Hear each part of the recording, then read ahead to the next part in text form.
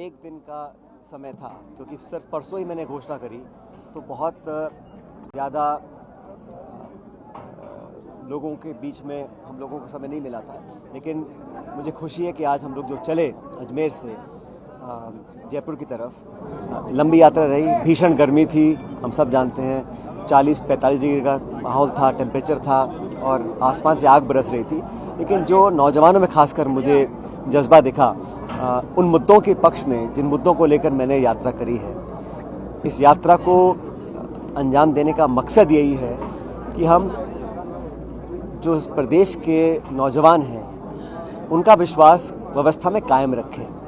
पिछले कुछ समय से ऐसा अनेकों बार हुआ कि जो बच्चे मेहनत करते हैं, बच्चे बच्चियां पढ़ लिख कर परीक्षाएं देते हैं, अनेकों बार वो परीक्षाएं लीक हुई, उनमें से कुछ कैंसिल हुई, कुछ बच्चे ओवरेज हो रहे हैं और एक बहुत बड़ा धक्का उस पूरे परिवार को लगता है जो बहुत मेहनत कर बच्चों के लिए, पढ़ाई के लिए, ट्यूशन के लिए, उनकी कोचिंग के लिए पैसा इकट्ठा करते हैं। और लगातार होने के बाद मैंने पहले से कहा कि इस पूरे पेपर लीक मामलों में जो भी लोग इन्वॉल्व हैं, कोई व्यक्ति है, कोई संस्था है, कोई संगठन है, कोई अधिकारी, नेता, जो भी हो, उसकी तह तक जाना बहुत ज़रूरी है। तो जब मैंने कई महीने पहले कहा था कि इसकी निष्पक्ष जांच होनी चाहिए और उच्च स्तरीय जांच होनी चाहिए, कभी कभी क्या होता है कि कोई पद पे इतना बड़ा व्यक्ति बैठा होता है कि जांच एजेंसी वहाँ तक पहुँच नहीं सकती। तो जांच खत्म होने से पहले ये क्लेम किया गया कि कोई अधिकारी, कोई नेता इसमें इन्वॉल्व नहीं है। अब कुछ दिन पहले आरपीसी के एक सिटिंग मेंबर को अरेस्ट करना पड़ा क्योंकि वो सारे सबूत सामने आ गए थे। तो इस प्रकार की जो घटना होती हैं उससे बहुत नौजवानों के अंदर एक रोष पैदा हुआ है और व्यवस्था के अंदर अगर जनता का, नौजवानों का विश्वास खत्म हो जाएगा तो बहुत बड़ा संकट हमारे समाज के लिए पैदा होगा। तो ये जो जनता के बीच जाकर, जनता की चौखट पे उन लोगों से मिलना, उनकी आवाज़ को सुनना, उनकी आवाज़ बनना, इस काम को हम लोग कर रहे हैं। और मैंने चुना है अजमेर से जयपुर, क्योंकि अजमेर ही माध्यमिक शिक्षा बोर्ड हो, आरपीएससी हो, जो एक सेंटर है एजुकेशन का, वो अजमेर है। और जो पेपर लीक हुए, कई बार हुए, वो प्रकरण हम सबके सामने हैं। हम राजधानी की ओर जा रहे हैं, तो करप्शन का इशू बहुत महत्वपूर्ण है, क्योंकि पेपर लीक भी जो है वो करप्शन के माध्यम से होते हैं। अगर भ्रष्टाचार होगा सिस्टम के अंदर तो उसको ख़त्म करने के लिए हम लोगों को बहुत संकल्प शक्ति के साथ काम करना पड़ेगा और दुर्भावना के साथ काम नहीं करना है। हम किसी पे प्रतिशोध की भावना से काम करें या किसी को चिन्हित करें, ऐसा मैंने कभी नहीं कहा। लेकिन निष्पक्ष जांच तो होनी चाहिए। कुछ कार्रवाई करी है, कभी ये कोई छोटा मोटा दलाल, मुझे नाम याद नहीं, उनका कोई किराए का मकान था जयपुर पे, उसको तोड़ दिया उसको, चलो ठीक है। लेकिन ये जो अभी कटारा को पकड़ा है, इनका तो मकान अभी टूटा नहीं है। तो और चक्कर ये है कि जो आरपीएससी है, उदाहरण के तौर पर, उनके सदस्यों का जो चयन होता है, जो उनकी जो नुमाइंदगी करता है, कौन लोग उनको रिकमेंड करते हैं, उसके पीछे भी जाना पड़ेगा।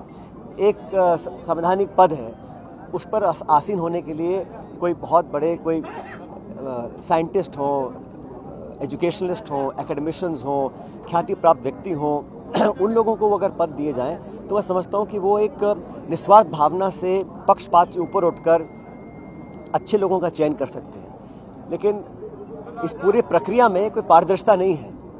चाहे जिसी को आप अपॉइंट कर दें, फिर वो पकड़ा जाए तो सब हाथ खड़े कर देते हैं, कौन जिम्मेदार है। तो मैं तो ये चाहता हूं कि इस पूरी व्यवस्था को, इसका पूरा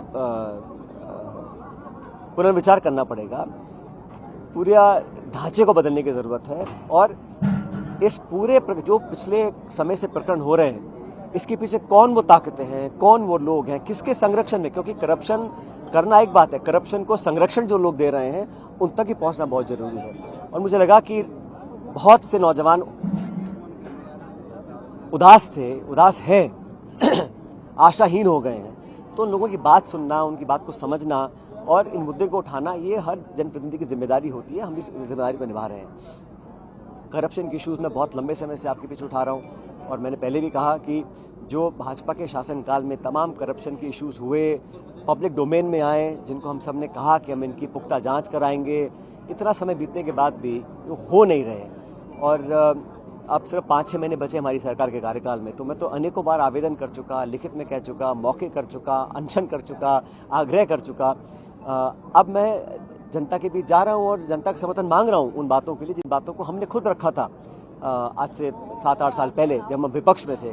तो मुझे उम्मीद है कि इस यात्रा के माध्यम से पब्लिक, जनता, मतदाता हमारे साथ जुड़ रही है। और मैंने बार बार कहा कि यात्रा किसी के विरोध में नहीं है, ये किसी व्यक्ति या किसी के खिलाफ यात्रा नहीं है, ये करप्शन के खिलाफ यात्रा है। और कर्नाटक में भी जो रुझान आ रहे हैं उसमें लगता है कि कांग्रेस की सरकार बनेगी। वो सरकार इसलिए बन रही है क्योंकि कर्नाटक के जो भाजपा की सरकार है, जो 40% कमीशन सरकार हम बोलते थे, वो उस पर चिपका है। लोगों ने इस बात को विश्वास किया है, इसलिए कांग्रेस को हम लोग वहाँ पे जीतता हुआ देख रहे हैं। उसी प्रकार भाजपा शासन में जो करप्शन हुआ था उसकी कोई, अब उसमें आप तरह तरह की कोई बातें रख दो कि भाई कोर्ट का कोई आदेश था, कमेटी बनी थी, नहीं, लेकिन सब जानते हैं कि जांच सच्ची, निष्पक्ष और गंभीर जांच हुई नहीं। उसके क्या कारण हैं अब वो धीरे धीरे स्पष्ट हो रहे हैं, मैं उसमें जाना नहीं चाहता हूँ। लेकिन यात्रा जो हम लोग चल रहे हैं पैदल रोज इतना लंबा, लोगों का समर्थन मिल रहा है। मैं बहुत कायल हूँ जनता का कि मुझे हम सबको, मेरे अकेले को नहीं, हम सबको हिम्मत और ताकत मिल रही है। लोगों का जोश देखने के बाद और हमारे अंदर ऊर्जा पैदा होती है और मुझे लगता है कि इसके अच्छे परिणाम आएंगे और हम मेरे ख्याल 15 तारीख को हम लोग जयपुर पहुंचेंगे। सचिन, आप करप्शन की बात कर रहे हैं। सचिन, आप वसुंधरा राजे कह रही हैं कि चुनाव आ गए इसलिए गहलोत पायलट मुझे ही निशाना बना रहे हैं और मेरे खिलाफ 20 साल से अमर्यादित भाषा बोल रहे हैं। नहीं, हमने तो उनको तब निशाना बनाया जब वो सत्ता में थी। आज वो सत्ता में नहीं है, उनको मैं निशाना क्यों बनाऊंगा? और मेरा कोई व्यक्तिगत उनसे दुर्भावना भी नहीं है। जब वो सत्ता में थी तब खान घोटाला हुआ था, तब हम सब ने कहा था कि वो भू माफिया, शराब माफिया, बजरी माफिया को पनपाने का काम कर रही हैं। और यहाँ तक भी उन पे आरोप लगे थे सदन में। कल गहलोत जी खुद बोले थे कि करोड़ों रुपए प्रति माह, प्रति वर्ष नहीं, प्रति माह वसुंधरा जी को जाता है। तो हम इतने गंभीर आरोप लगा रहे हैं तो उस आरोपों का हम कर क्या रहे हैं? उसके बाद सवाल तो ये उठता है। और जांच करा ले, जांच में कुछ ना निकले तो हम सब बोल देंगे कि हमने गलत आरोप लगाए थे, चाहे वो अशोक जी हो चाहे मैं हूं। बात वो नहीं है, बात ये कि हम जांच ही ना कराएं, ये सवाल बड़ा उठता है। सचिन, आप करप्शन की बात कर रहे हैं। धारीवाल ने आज कहा है मुख्यमंत्री के मौजूद रहते मंच में मुख्यमंत्री ने अच्छे को पानी पिला दिया। इस पर दिव्या मदेना ने भी सवाल उठाया, इस पे आपका क्या है? मुझे इस पे कुछ नहीं कहना। सचिन, आप करप्शन की बात कर रहे हैं, आप कह रहे हैं कि वसुंधरा राजे के नेताओं को समझना चाहिए, झूठी राजनीति ना करें, सच्चाई का साथ देना चाहिए। लोग क्या करें? युवा पीढ़ी के नेताओं को सच्चाई के बारे में जानना चाहिए, झूठी राजनीति ना करें। झूठी राजनीति करने वाले लोग खतरनाक होते हैं, तेरी मेरी करने वाले, मारी मारी करने वाले लोग। मैंने उनका स्टेटमेंट सुना नहीं, मैं तो यात्रा कर रहा था। लेकिन इतना तो मैं भी जानता हूँ कि सच्चाई क्या है क्या नहीं जनता भी जानती है। सिर्फ अखबार में छापने से या खबर फैलाने से या मन से भाषण देने से सच्चाई बदलती नहीं है। सच्चाई वही है और जनता, पब्लिक सब जानती है, मुझसे आपसे ज़्यादा जानती है। इसलिए मैंने हमेशा ही मर्यादा में रहकर विरोध किया है। आप सब जानते हैं कि अमर्यादित भाषा कौन बोलते हैं और कितनी बार बोलते हैं और बार बार बोलते हैं। बावजूद उसके मैंने हमेशा सम्मान से बात की है, चाहे प्रतिनिधि हों, चाहे प्रतिस्पर्धा वाले व्यक्ति हों, किसी भी दल के हों, चाहे विपक्ष हो चाहे पक्ष हो। हमेशा मैंने मान सम्मान के साथ अगर विरोध भी किया है तो बड़ी सब्र भाषा का इस्तेमाल किया है। और इसीलिए मैं कहना चाहता हूं कि बजाय इसके कि जो मुद्दे उठा रहे हैं आप उन्हीं पे आरोप जड़ दो और उन्हीं पर टारगेट करो। बेहतर तो ये होगा कि हमने जो कहा है उस पर कर दिखाएं, जो हम लोगों ने पहले कहा था विपक्ष में थे। Sachin ji, today morning you told आपकी आवाज में एक सेंस ऑफ हर्ट फील किया जा सकता है, क्योंकि जिस तरह से गहलोत साहब ने 10 करोड़ की बात कही, कहा कि जो पैसे लेकर आए थे वो अमित शाह को वापस कर दे, तो there was a sense of hurt in your voice, a sense that made people feel that you thought that justice was done. My question is that 11 तारीख को आपने पिछले महीने अनशन किया, 11 अप्रैल को अनशन किया, 11 मई को आपने पद यात्रा शुरू की और ऐसी अटकलें लग रही है कि 11 जून को आप एक बड़ा फैसला ले सकते हैं, हो सकता है कांग्रेस छोड़ सकते हैं। क्या आप इन अटकलों पे विराम लगा सकते हैं सर? आपका सवाल क्या है?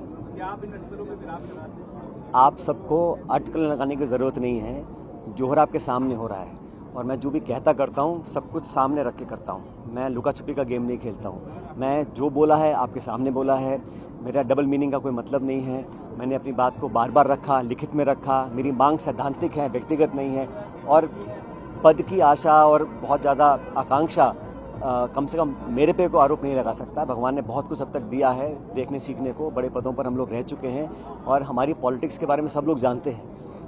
कोई मेरा घोर विरोधी भी हो तो वो उंगली नहीं उठा सकता हमारी निष्ठा पर, ईमानदारी पर और हमारे काम करने के तरीके पर। लेकिन जो पब्लिक इश्यूज़ हैं वो तो हमें उठाने ही हैं। लोकतंत्र में, लोकशाही में अगर जनप्रतिनिधि हैं तो जनता की बात तो सुननी पड़ेगी।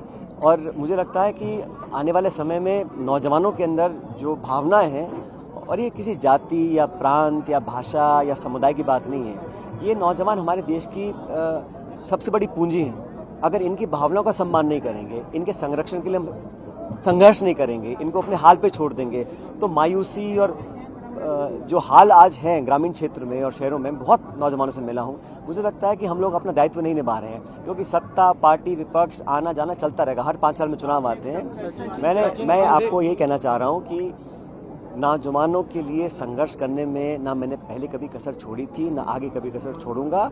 बाकी चुनाव, हार जीत, सत्ता, विपक्ष, ये राजनीति में आती जाती रहती है। Today morning for the very first time सड़क पर चल रहे हैं भ्रष्टाचार के मुद्दे पे। कांग्रेस के एक नेता है पवन खेड़ा, वो कहते हैं ये जोक है, ये मजाक है। दूसरी चीज, आपने जिस दिन प्रेस कॉन्फ्रेंस की ऐसा कहा गया, कांग्रेस के नेताओं ने आपको प्रेस कॉन्फ्रेंस और इस यात्रा के लिए मना किया, लेकिन आपका जवाब था कि हर बार मुझे ही क्यों कहा जाता है। क्या ये बात सही है? आपको सवाल भी पता है, जवाब भी पता है, तो मुझसे क्या पूछ?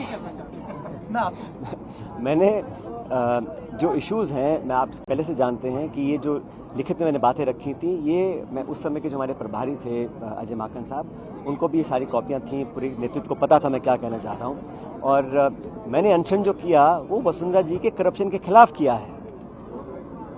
मुझे समझ में नहीं आता ये पार्टी के अनुशासन को लांघने का केस कैसे बनता है। पार्टी का अनुशासन तो लांघा गया था 25 सितंबर को, जब सोनिया गांधी जी के एक्सप्रेस आदेश थे कि दोनों प्रभारी आ रहे हैं, मीटिंग कॉल करी गई।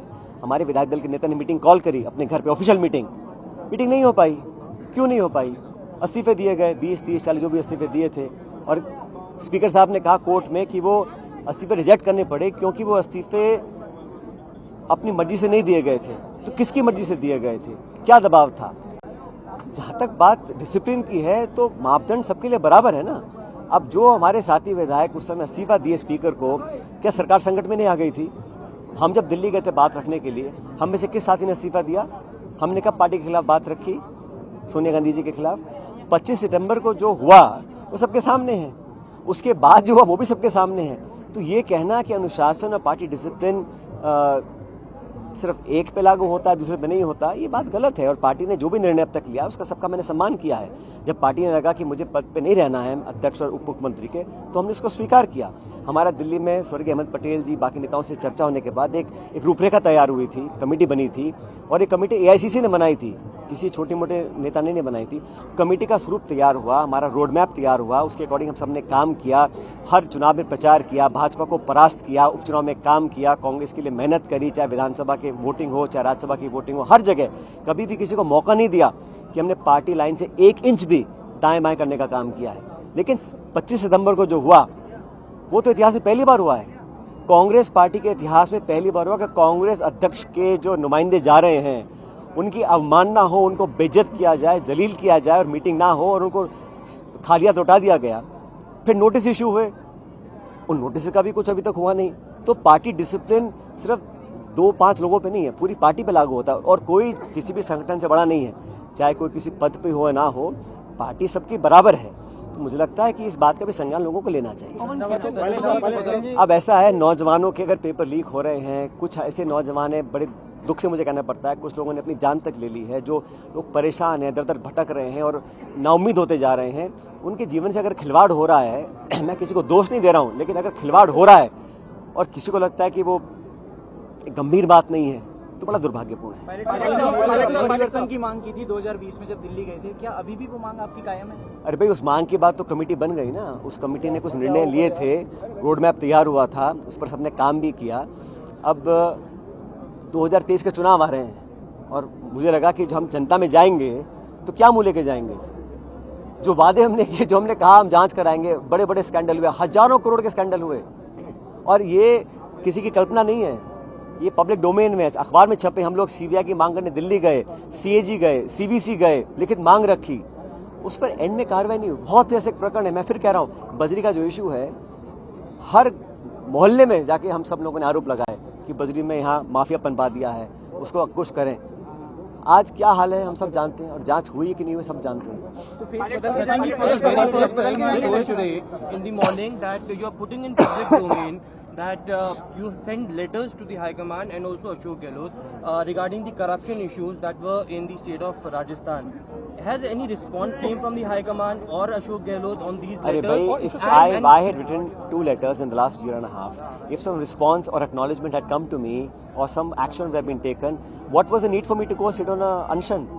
If they were followed upon, then there was no requirement for me to sit on an unshan for this same issue. And I think if I don't want to keep repeating this, इसका तो अब धौलपुर के भाषण के बाद सब खुलासा हो चुका है कि कार्रवाई क्यों नहीं हुई, क्या कारण थे, हम सब जानते हैं। मैं उसको रिपीट नहीं करना चाहता हूँ, लेकिन हम सब चाहते हैं कि जो हमने वादा किया उसमें पूरा खरा उतरे। आपने खुलेआम ये मान लिया है कि एक बार आपने कोशिश की थी कि चेहरा बदलना चाहिए सीएम का, लेकिन एक बार फिर इस तरह की आवाजें आ रही हैं कि योजनाओं के दम पर सीएम गहलोत के नेतृत्व में चुनाव लड़ा जाएगा। लेकिन जो हालात बन रहे हैं, क्योंकि आप लगातार संघर्ष कर रहे हैं भ्रष्टाचार के खिलाफ, तो क्या अशोक गहलोत पर सीएम फेस बनाया जाता है तो आप चुनाव लड़ेंगे उनके नेतृत्व में? भैया ये काल्पनिक सवाल है और इसका निर्णय कांग्रेस पार्टी को लेना है। पिछले 25 सालों में जब जब हमारी सरकार बनी है, सरकार बनने के बाद हम जब जनता में गए हैं, और आप जानते हैं जब कोई पार्टी सत्ता में होती है तो मुख्यमंत्री चेहरा होते हैं। जब भाजपा सरकार में थी तो चेहरा वसुंधरा जी या प्रणामी जी थे, वसुंधरा जी थी। और जब विपक्ष में होते हैं तो पार्टी का अध्यक्ष ही मुख्य तौर पर एक चुनाव को लीड करता है। तो पिछले 25 सालों में जब जब सरकार कांग्रेस की रही है, चुनाव हुए हैं, हम बुरी तरह हारे हैं। ये आंकड़े इतिहास में गढ़े हुए हैं, ये कोई मैं नई बात नहीं कर रहा हूँ। तो हम सभी चाहते थे भी कि इसमें बदलाव हो, उसके अंदर हमें क्या अलग हमें कर सकते हैं। वो सारे सुझाव मैंने दिए भी हैं दिल्ली के अंदर, वो कमेटी को हम सब ने बात करके अपने सुझाव रखे थे, उस पर कुछ कार्रवाई भी हुई थी, लेकिन वो तो अब समय बताएगा आगे क्या होता है। सचिन क्या आपकी इस यात्रा को लेकर आला कमान से की बातचीत हुई? राहुल गांधी और प्रियंका गांधी का बेहद करीबी माने जाते हैं, लेकिन हमने देखा कि आज बड़े पोस्टर से वो दोनों नदारत थे, खड़गे जी भी नहीं थे। इसमें रीजन बिहाइंड दिस और there is a communication gap between you and the high command? I think आप जानते हैं कुछ महीने पहले मैंने किसान सभाएं करी थी पूरे प्रदेश में, 5 या 6 करी थी, और उस समय मैंने केंद्र सरकार से मांग रखी थी कि जो आपने एमएसपी पे हमको आश्वासन दिया था उस पर आप कानून बनाएं, जो फसल की खरीद होती है उस पर कानून बनना चाहिए, ऐसा आश्वासन केंद्र सरकार ने दिया था। अब वो 3 काले कानून वापस ले लिए, लेकिन अभी तक एमएसपी पे कोई कार्रवाई सरकार ने नहीं करी। तो उसको लेकर मैंने राजस्थान के अलग अलग जिलों में किसान सम्मेलन किए थे, और उस समय हम सब ने एज ए पार्टी वर्कर हम लोगों ने किया था। उसमें भी ये कह दिया गया था कि ये पार्टी का अधिकृत कार्यक्रम नहीं है, लेकिन हम पार्टी का काम करने के लिए किसी की इजाज़त नहीं लेनी पड़ती है। तो वह हम सब अपना काम कर ही रहे हैं, और जो मैंने मुद्दे उठाए मैं समझता हूँ वो ज़्यादा महत्वपूर्ण है। कर्नाटक में जो अभी रुझान आए हैं कांग्रेस के, तो ये माना जा रहा है सरकार बन रही है कांग्रेस, बिल्कुल। लेकिन राजस्थान में अगर यही हालात रहे, आला कमान ने कोई एक्शन नहीं लिया, तो क्या होगा? क्या सोचते हैं आप, क्या होगा? भाई मैं तो यही चाहता हूँ कि जिस पार्टी के लिए हम लोग इतने सालों से काम कर रहे हैं, मेरे स्वर्गीय पिताजी हम 40 साल से, राजस्थान में बदकिस्मती से हम लोग कभी रिपीट नहीं कर पाते हैं, और हम सभी चाहते हैं कि यहाँ पर हमारे को दोबारा जनता का आशीर्वाद प्राप्त हो। उसके लिए जो भी मुझे कहना या सुनाना था या करना था, मैंने अपने दिल्ली में सबको बता रखा है। अब समय में देखते आगे क्या होता है। सचिव राम सिंह कसवा ने प्रेस कॉन्फ्रेंस करके कहा है कि सचिन पायलट मोदी की भाषा बोल रहे हैं, मिली जुली बीजेपी के टूल बन रहे हैं। देखो ऐसा है, मैंने अभी भाषण दिया था किशनगढ़ में, तो मैंने कहा मेरे पे तो आरोप लग रहे हैं, चलो कोई बात नहीं, इससे भी और निचले स्तर के आरोप लग सकते हैं मुझ पर, मेरे करीबियों पर, मेरे साथ जो काम करते हैं, जो मेरा कुछ हद तक समर्थन भी करते हैं, उन सबको टारगेट करा जाएगा शायद, क्योंकि मैं सड़कों पे अपनी बात को रख रहा हूँ। मुझे उसकी परवाह नहीं है, और जनता भी जानती है। और कौन क्या है, किसकी क्या कार्यशैली रही है, किसका क्या इतिहास है, किसकी कितनी इंटेग्रिटी है, कितनी निष्ठा है, ये सभी जानते हैं। और कमिटमेंट क्या है, मैंने कांग्रेस पार्टी के लिए केरल से लेकर कन्याकुमारी तक ऐसा कोई प्रदेश नहीं जाके प्रचार नहीं किया है। और जब जहाँ सबसे कठिन चुनौती होती है, चाहे वो बिहार है, यूपी है, बंगाल है, जहाँ कांग्रेस पार्टी का संगठन कमज़ोर है, वहाँ जाकर भी हमने दिन दिन रात रात वहाँ कर खून पसीना बहाए, कांग्रेस पार्टी के लिए समर्पित भाव से काम किया है। परिणाम आए ना आए, लेकिन मेहनत ने कमी छोड़ी नहीं। और मैंने एक दिन कहा भी था, मैं कल विधानसभा के अंदर, जब कुछ इशू आप लोगों ने उठाया था कि मेरी सीट कहाँ कर दी है, तो मैंने कहा जब विरोधियों से, भाजपा से मुकाबला करना पड़ता है तो सबसे बहादुर योद्धा को सरहद पर भेजते हैं। मैं सरहद पर बैठा था, आज ही बैठा हुआ हूँ, डट के बैठा हूँ।